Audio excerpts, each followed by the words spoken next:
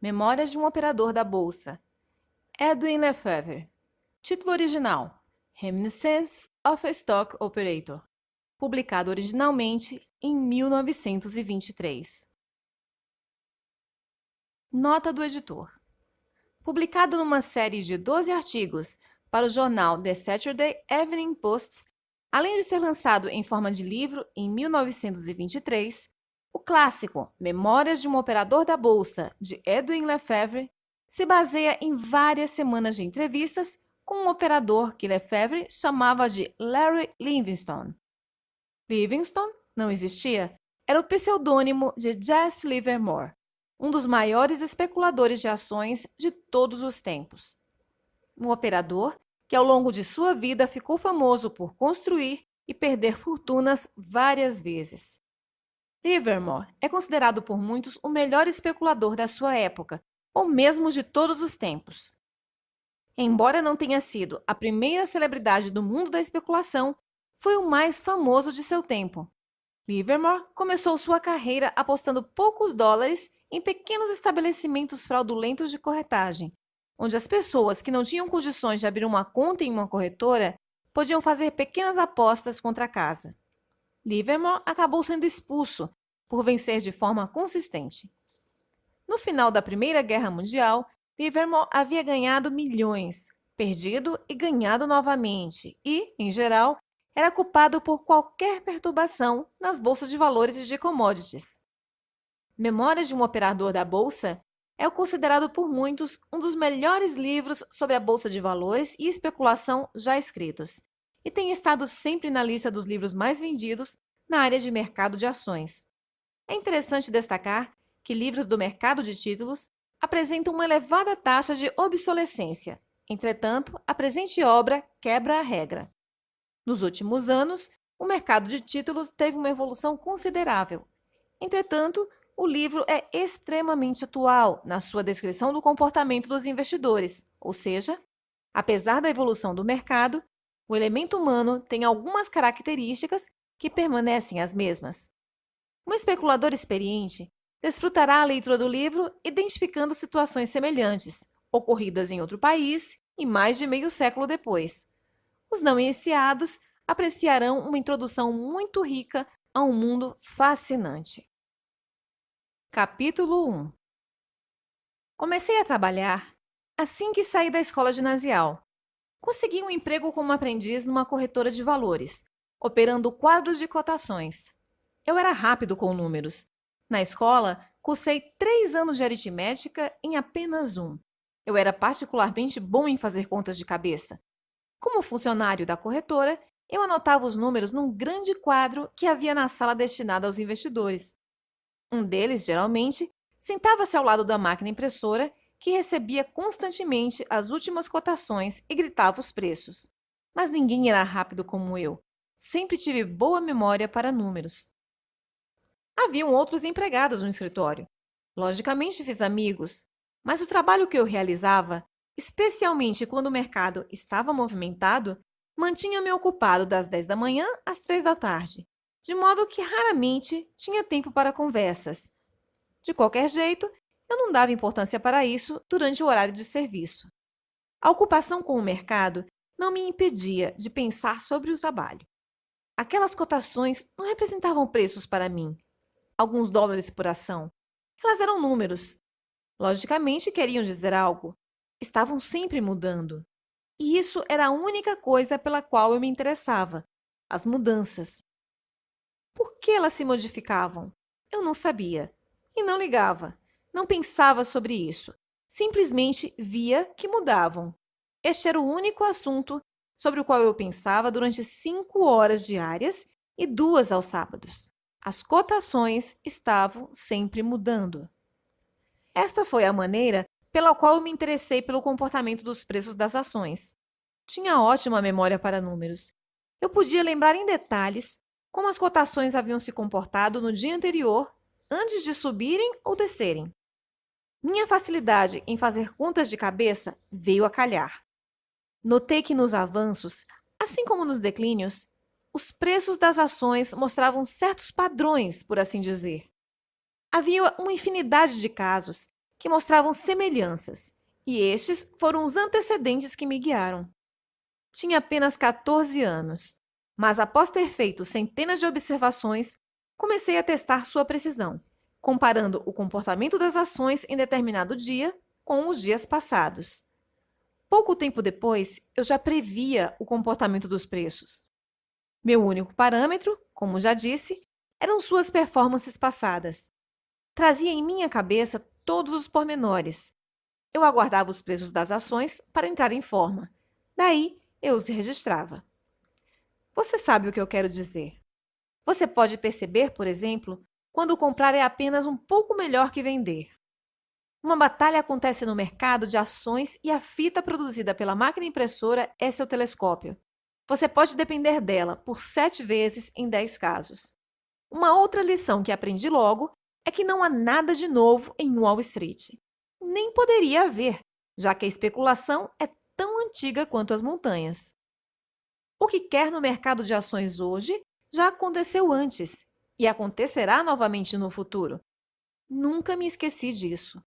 Acredito que realmente possa me lembrar quando e como um determinado fato aconteceu. Esta é minha maneira de capitalizar a experiência. Tornei-me tão interessado neste jogo e tão ansioso por antecipar subidas e descidas nos preços das ações que comprei um pequeno caderno. Nele, anotava minhas observações. Não eram registros de transações imaginárias, como aquelas tantas pessoas fazem somente para ganhar ou perder milhões de dólares, sem, na verdade, tornar-se milionário ou ir à bancarrota. Melhor falando, era um tipo de registro de meus sucessos e fracassos na determinação dos prováveis movimentos de preços nos quais eu estava interessado, verificando se minhas previsões estavam exatas. Digamos que após estudar cada flutuação do dia no preço de uma ação, eu pudesse concluir que ela estava se comportando como sempre fazia, antes de cair 8 ou 10 pontos. Bem, eu poderia anotar a ação e o preço na segunda-feira e, lembrando-me dos comportamentos passados, escreveria o que deveria acontecer com os preços na terça e na quarta-feira. Posteriormente, iria conferir com as reais cotações impressas na fita. Foi assim que comecei a interessar-me pelas cotações transcritas na fita. As flutuações estavam inicialmente associadas, em minha cabeça, a movimentos ascendentes e descendentes. Logicamente, existe sempre uma razão para essas flutuações, mas a fita não as relacionava com os motivos. Não entrava nas explicações. Eu não perguntava as razões quando tinha 14 anos e não o faço agora que tenho 40. As causas do comportamento de uma ação hoje podem vir a ser conhecidas apenas em 2 ou 3 dias, ou semanas, ou meses. Mas que diferença faz? Seu problema é agora, não amanhã. O motivo pode esperar. Mas no mercado é preciso agir rapidamente, ou então ficar de fora. Vejo isso acontecer muitas vezes. Você deve lembrar-se que as ações da Holotub desceram 3 pontos outro dia, enquanto o resto do mercado se revigorava nitidamente. Este era o fato. Na segunda-feira seguinte, o mercado constatou que os diretores decidiram não pagar dividendos. Esta era a razão. Eles sabiam que o fariam. Ainda que não tinham vendido as ações, de qualquer forma, não as compraram. Não houve compras internas. Não havia razão para que os preços não caíssem. Mantive meu pequeno caderno de anotações por 6 meses. Ao invés de ir para casa no momento em que terminava meu trabalho, eu anotava os números que me interessavam e estudava as mudanças, sempre buscando repetições e semelhanças nos comportamentos, aprendendo a ler a fita com as cotações impressas, apesar de não estar ciente de sua importância naquele momento. Um dia, um dos 3 garotos da corretora, mais velho do que eu, aproximou-se enquanto comia meu lanche e perguntou-me, em segredo, se tinha algum dinheiro. "Por que você quer saber?" eu disse. "Bem", ele falou, "tenho um palpite excelente para as ações da Burlington. Vou tentar essa jogada se conseguir alguém para entrar comigo no negócio." "O que você quer dizer com tentar essa jogada?" perguntei. Para mim, as únicas pessoas que tinham ou poderiam dar palpites eram os clientes, investidores com muito dinheiro, porque custava centenas, até milhares de dólares entrar naquele jogo. Era como possuir uma carruagem com um cocheiro que usasse um chapéu de seda. Quero entrar na jogada, ele disse. Quanto você tem? Quanto você precisa?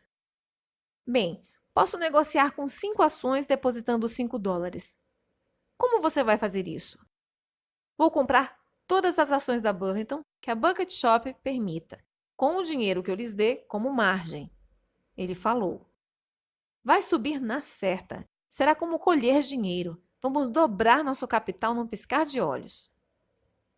Espere um momento, eu lhe disse, e puxei meu pequeno caderno de informações. Não estava interessado em dobrar meu dinheiro, mas na sua afirmativa de que a Burlington ia subir. Se realmente ia, meu caderno devia mostrá-lo. Se realmente ia, meu caderno deveria mostrá-lo. Consultei minhas anotações. Com certeza, Burlington, de acordo com meus cálculos, estava se comportando como normalmente fazia quando ia subir. Eu nunca tinha comprado ou vendido nada em minha vida, nem arriscado com os outros colegas de trabalho. Mas tudo em que eu podia pensar era na grande chance de testar a precisão do meu trabalho, do meu passatempo predileto. Vislumbrei naquele momento que, se minhas previsões não funcionassem na prática, não haveria nada na teoria que pudesse interessar a alguém. Assim, dei a ele todo o dinheiro que possuía, e com os recursos que conseguimos reunir, ele foi a uma das bucket shops mais próximas e comprou ações da Burlington. Passados 2 dias, vendemos. Realizei um lucro de $3,12. Após este primeiro negócio, comecei a especular por minha própria conta nas bucket shops. Ia até uma delas no meu horário de almoço e comprava ou vendia, o que nunca fez nenhuma diferença para mim. Estava jogando com o meu sistema e não com ações favoritas ou rumores do mercado. Tudo o que eu sabia era a aritmética do negócio. Na realidade, minha maneira de atuar era ideal para operar numa bucket shop, onde tudo o que um operador faz é aceitar apostas nas flutuações, conforme as cotações vão sendo impressas na fita. Pouco tempo depois, eu já ganhava muito mais dinheiro nessas negociações do que aquilo que recebia em meu emprego na corretora. Resolvi, então, pedir demissão. Meus colegas fizeram objeções, mas não tiveram argumentos quando viram a quantidade de dinheiro que eu ganhava em meus negócios. Eu era apenas um garoto, e o salário de um aprendiz não era alto. Eu podia me sair muito bem por minha própria conta. Tinha 15 anos quando consegui juntar meus primeiros $1.000 e espalhei o dinheiro em frente da minha mãe. Todo ele conseguido nas bucket shops em poucos meses, além daquele que eu já tinha entregado para ajudar em casa. Minha mãe insistia numa ideia terrível. Queria que eu depositasse o dinheiro num banco de poupanças, longe do risco das tentações. Ela não conhecia nenhum caso de um garoto de 15 anos que tivesse ganho tanto dinheiro, começando do nada. Ela quase não podia acreditar que aquele dinheiro era real. Costumava preocupar-se e afligir-se sobre isso. Mas eu não pensava em outra coisa a não ser continuar provando que meus cálculos estavam corretos. Aí é que está toda a diversão. Estar certo usando apenas sua cabeça. Se eu estava certo quando testei as minhas convicções com 10 ações, eu poderia estar 10 vezes mais certo se tivesse negociado com 100 ações. Para mim, era este o significado de ter mais dinheiro. Eu poderia estar certo com mais ênfase. Mais coragem? Não, não fazia diferença. Se tenho apenas $10 e arrisco tudo, estarei sendo muito mais corajoso do que se arriscasse 1 milhão e tivesse um outro milhão guardado em lugar seguro. De qualquer maneira, com 15 anos eu vivia muito bem com o que ganhava no mercado de ações. Comecei nas pequenas bucket shops, onde os homens que negociavam em lotes de 20 ações eram suspeitos de ser John Gates, disfarçado, ou JP Morgan, viajando incógnito. As bucket shops, naqueles tempos, raramente passavam a perna em seus clientes. Elas não tinham necessidade disso. Havia outras maneiras de separar os clientes do seu dinheiro, ainda que eles estivessem certos. O negócio era tremendamente lucrativo. Quando conduzido de maneira legal, quer dizer, honesta, tanto quanto eram as bucket shops, As flutuações nas cotações preocupavam os pequenos clientes. Não é necessária uma grande queda nos preços para eliminar os clientes operando com uma margem de apenas 3/4 de ponto. Além disso, um mau pagador jamais poderia voltar ao jogo. Não conseguiria fazer negócio. Eu não tinha um parceiro. Mantive o negócio para mim mesmo, um negócio solitário. Afinal, era a minha cabeça que pensava, não era? Os preços caminhavam na direção que eu havia previsto, sem qualquer ajuda de amigos ou parceiros, ou iam na direção oposta, e ninguém poderia revertê-los por generosidade à minha pessoa. Eu não via motivo para contar sobre o meu negócio para alguém. Fiz amigos, logicamente, mas meu negócio sempre foi o mesmo: ocupação de um homem apenas. Este é o motivo pelo qual sempre joguei numa partida solitária. Com o rumo dos acontecimentos, não demorou muito tempo para que as bucket shops ficassem irritadas comigo por levar a melhor sobre elas. Eu chegava, queria depositar minha margem, eles apenas olhavam, sem fazer sequer um movimento para pegar o dinheiro. Diziam-me que não havia nada a fazer. Foi nesta época que começaram a chamar-me de garoto especulador. Tinha que estar constantemente mudando, de corretor, indo de uma bucket shop para outra. Cheguei ao ponto de usar nome falso. Começava operando devagar, com lotes de 15 ou 20 ações. Algumas vezes, quando começavam a desconfiar, eu perdia deliberadamente e logo após dava-lhes uma grande abocanhada. Logicamente, transcorrido pouco tempo, eu me tornava muito oneroso e eles pediam para que me retirasse, levando meus negócios para outro lugar, não interferindo mais nos lucros dos proprietários. Decorridos alguns meses, com este problema já me sufocando, resolvi tirar um pouco mais de dinheiro daquelas bucket shops. Uma delas tinha escritórios espalhados por toda a cidade, em saguões de hotéis e em cidades vizinhas. Fui a uma das filiais num hotel. Fiz ao gerente algumas perguntas e finalmente comecei a negociar. Mas tão logo comecei a operar da minha maneira característica, ele começou a receber mensagens do escritório central perguntando quem era o cliente. O gerente me transmitiu a pergunta e eu lhe disse que era Edward Robinson, de Cambridge. Ele telefonou ao chefe, transmitindo a informação. Não satisfeitos, eles queriam saber qual era o meu aspecto físico. Pedi ao gerente que lhes transmitisse uma descrição errônea.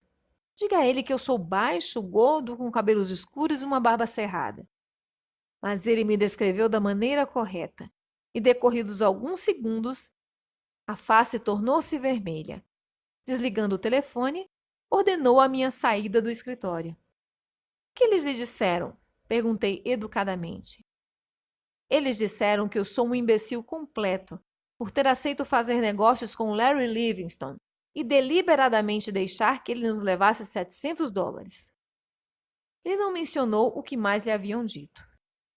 Tentei operar em outras filiais, uma após a outra, mas eu me tornara conhecido em todas elas e meu dinheiro não era aceito em nenhum dos escritórios. Eu não podia sequer entrar para olhar as cotações sem que os funcionários fizessem piadas a meu respeito. Tentei fazer com que me deixassem operar de tempos em tempos, o que poderia ser conseguido se dividisse minhas visitas entre todos os escritórios, mas não funcionou.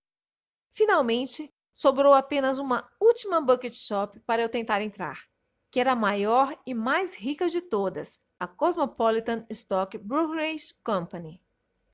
A Cosmopolitan era considerada de primeira linha e movimentava negócios enormes. Tinha filiais em todas as cidades industriais de New England. Eles aceitaram fazer negócios comigo, e eu comprei e vendi ações, ganhei e perdi dinheiro durante meses. Mas afinal, tudo aconteceu novamente como de costume. Eles não me recusaram diretamente a operar comigo, como as pequenas firmas faziam, mas não por seu espírito esportivo. Simplesmente sabiam que não aceitar fazer negócios com um cliente somente porque ele ganhava algum dinheiro iria trazer-lhes uma péssima reputação. No entanto, eles fizeram comigo a segunda pior coisa que poderiam. Obrigaram-me a depositar uma margem de 3 pontos e me cobravam um ágio, primeiramente de meio ponto, em seguida 1 ponto e finalmente 1,5 ponto. alguma desvantagem, eu diria. Imagine que a ação da Steel estivesse sendo vendida por 90 e que você a comprasse. Em seu boleto de compra viria escrito normalmente: compra de Steel por 90 e 80. Se você operar com margem de 1 ponto e o preço caiu a 89,025, sua posição é liquidada automaticamente.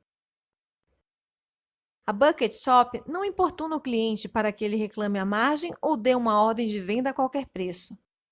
Mas, quando a Cosmopolitan impunha aquele ágio às minhas negociações, estava pecando contra as regras do jogo.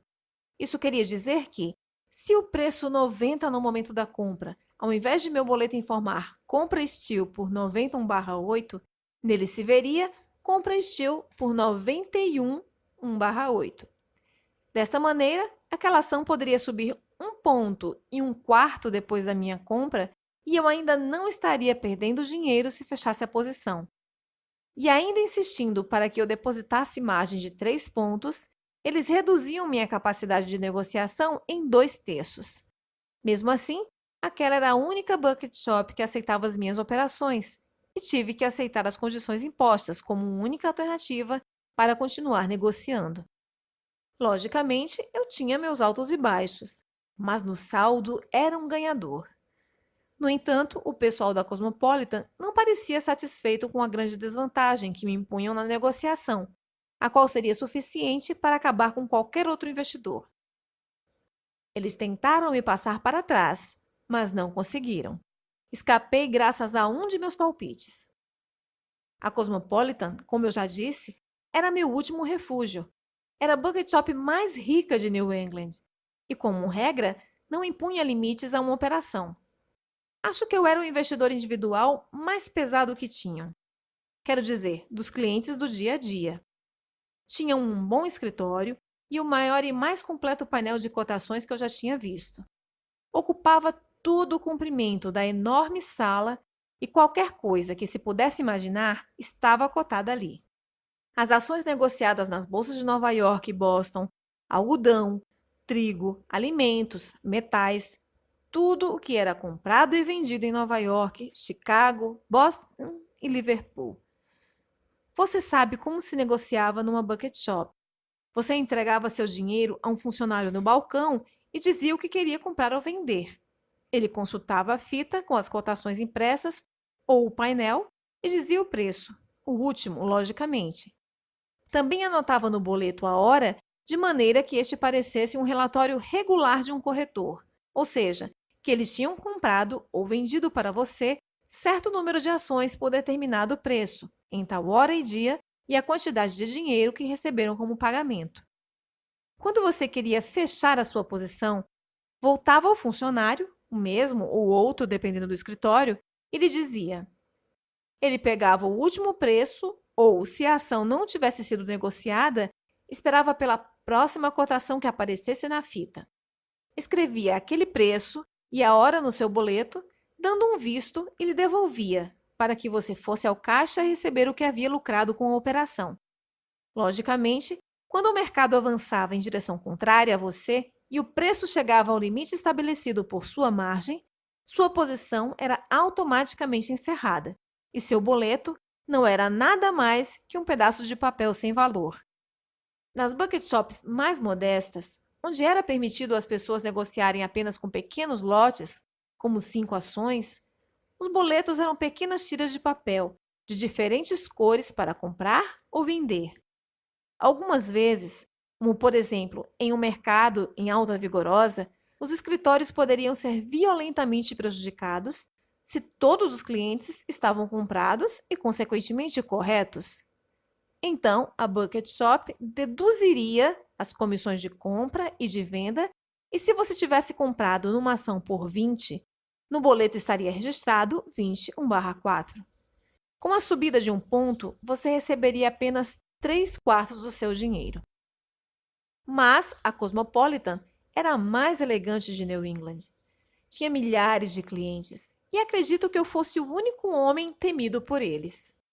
Nem o ágio que me cobravam, nem os 3 pontos de margem que me obrigavam a estabelecer, reduziram significativamente as minhas negociações.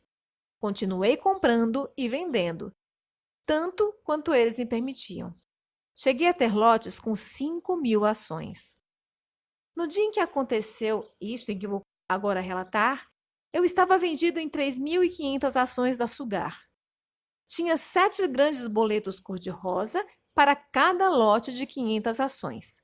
A Cosmopolitan utilizava grandes tiras com um espaço vazio, onde eles poderiam anotar margens adicionais. Logicamente, as bucket shops nunca solicitavam mais margens. Quanto menos recursos você tivesse para a operação, melhor para eles, já que os lucros da firma eram oriundos das perdas dos clientes. Nos escritórios menores, se você quisesse, unia margem adicional para o negócio. Eles lhe fariam um novo boleto, pois assim poderiam cobrar a comissão de compra e somente entregar-lhe 3/4 de um ponto para cada declínio de um ponto na cotação, calculando a comissão de venda exatamente como se você estivesse realizando um novo negócio. Neste dia, lembro-me que tinha mais de $10.000 em margens. Eu tinha apenas 20 anos quando juntei meus primeiros $10.000. Você deveria ter escutado a minha mãe. Você teria pensado que $10.000 em caixa era mais do que qualquer um poderia ter, com exceção do velho John. E ele costumava pedir para que eu me desse por satisfeito e entrasse em algum negócio mais seguro. Levei muito tempo para convencê-la de que não estava me arriscando, mas ganhando dinheiro através de cálculos. Mas tudo o que ela podia enxergar era o fato de $10.000 serem muito dinheiro. Tudo o que eu podia ver era que representava mais margem para as minhas operações. Eu tinha vendido 3.500 ações da Sugar a 105/4. Havia um outro investidor na sala, Henry Williams, que estava vendido em 2.500 ações. Eu costumava sentar-me ao lado da máquina, receptora de cotações, e gritá-las ao funcionário do painel. O preço comportou-se exatamente como pensei. Imediatamente, desceu alguns pontos e parou por alguns momentos para recuperar o fôlego antes de recomeçar um novo declínio. No geral, o mercado estava calmo e parecia promissor. De repente, não gostei da maneira como a cotação da Sugar estava hesitando. Comecei a sentir-me incomodado. Pensei que deveria encerrar minha posição e sair do mercado. Então elas foram cotadas a 103. Era um preço baixo para o dia, mas ao invés de sentir-me mais confiante, fiquei mais inseguro. Sabia que em algum lugar alguma coisa estava errada, mas eu não podia precisar onde. Mas se alguma novidade estava por vir e eu não sabia o que era, não poderia manter minha guarda contra ela. Sendo esta a situação, melhor seria estar fora do mercado. Você sabe, eu não faço as coisas no escuro. Não faz meu gênero. Nunca fiz. Até quando criança, eu tinha que saber um motivo pelo qual deveria fazer determinadas coisas. Mas desta vez, mesmo sem uma razão aparente, continuava a sentir-me tão incomodado que não podia suportar. Chamei um amigo que conhecia, Dave Wyman, e disse a ele: Dave, tome meu lugar aqui. Gostaria que você fizesse uma coisa para mim. Espere um pouco antes de gritar a próxima cotação da Sugar, tudo bem? Ele disse que esperaria. Eu levantei e dei a ele meu lugar ao lado da máquina para que ele pudesse anunciar as cotações ao garoto do painel. Tirei os meus 7 boletos da Sugar do bolso e me dirigi ao balcão onde ficava o funcionário que mareava os cartões quando você encerrava seus negócios. Mas, na verdade, eu não sabia exatamente por que deveria sair do mercado. Então, simplesmente fiquei parado ali, apoiado no balcão, os boletos em minha mão, de maneira que o empregado não pudesse vê-los. Logo escutei o ruído de um telex e vi Tom Burnham, o funcionário, virar rapidamente a cabeça para escutar. Tive então a sensação de que alguma coisa maligna estava para acontecer e decidi não esperar mais. Neste momento, Dave Wyman, ao lado do receptor, começou a falar e rápido como um raio, atirei meus boletos no balcão em frente ao funcionário e gritei: encerrar Sugar, antes que Dave tivesse terminado de gritar o preço. Então, logicamente, A corretora deveria encerrar minha posição com a última cotação da Sugar.